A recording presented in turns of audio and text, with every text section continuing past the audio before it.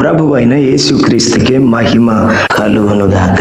ఆమేన్. సామెతల గ్రంథము 16వ అధ్యాయము 32వ వచనము. పరాక్రమశాలి కంటే దీర్ఘ శాంతము గలవాడు శ్రేష్ఠుడు. పట్టణము పట్టుకుని వాని కంటే తన మనస్సును స్వాధీనపరుచుకునేవాడు శ్రేష్ఠుడు. ప్రభువునందు నా ప్రియ సహోదరి సహోదరుడా, పరాక్రమశాలులు శ్రేష్ఠులు, శక్తివంతులు, గొప్పవారు అని సమాజం చేత పిలువబడతారు.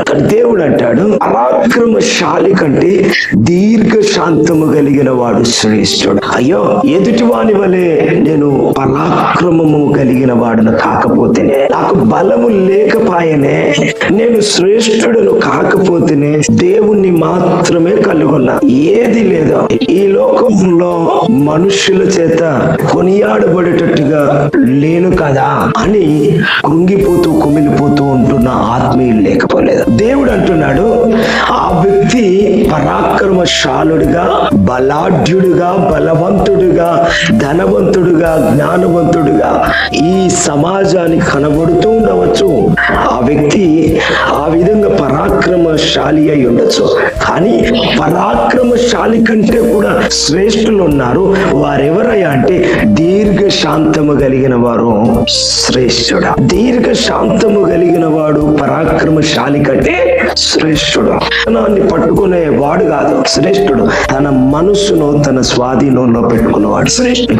గాలిలో ఎగిరే విమానం కన్నా కూడా మన ఆలోచనలు అతి వేగంగా తిరుగుతూ ఉంటాయి. మన మనసు బాడీ ప్రెజెంట్ మైండ్ ఆబ్సెంట్ అన్న రకంగా ఉంటుంది. సో ఈ మన మనస్సును మన స్వాధీనంలో, మన ఆధీనంలో ఉంచుకోవడం అనేది అది చిన్న విషయం కాదు. ఈరోజు ఎదుటి వారిని చూసి నా స్థితి వారికంటే తక్కువ ఉంది అనుకో, దేవుడు చెప్పినట్టుగా జీవించడానికి ప్రయత్నించ. ఎదుటివాడు ఎంతటి వాడైనా సరే వానికి మించిన స్థితిలో దేవుడిని నిలబెడు.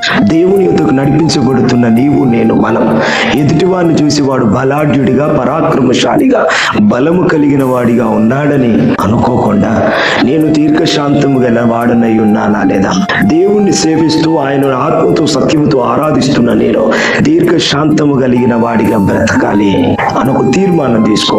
పరాక్రమశాలి కంటే శ్రేష్టమైన స్థితి దీర్ఘశాంతం ద్వారా అనుగ్రహించబడుతుంది. పట్టణము పట్టుకుని వానికంటే తన మనస్సును స్వాధీనపరుచుకునేవాడు శ్రేష్ఠుడిని పరిశుద్ధ గ్రంథం తెలియపరచినట్లుగా దేవుడు చెప్పినట్టుగా జీవించి దీర్ఘశాంతులమై శ్రేష్ఠులమవుదాం. మనస్సును స్వాధీనములో ఉంచుకున్న వారమై శ్రేష్ఠులమైదాం. దేవునికి సాక్షిగా, సాధనంగా, పనిముట్టుగా, పాత్రగా వాడబడదాం.